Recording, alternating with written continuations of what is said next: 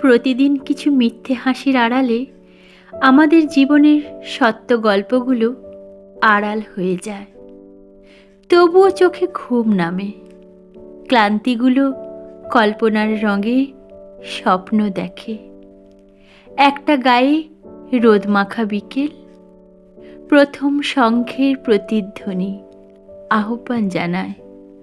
শঙ্খচিলের সন্ধ্যায় ঘরে ফেরার মুহূর্ত, আকাশ সমুদ্রের মাঝে অন্ধকার নামে।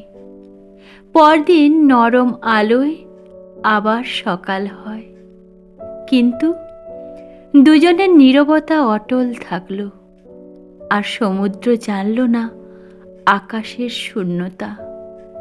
আকাশ কখনোই বুঝল না সমুদ্রের ভেতরের গভীরতা।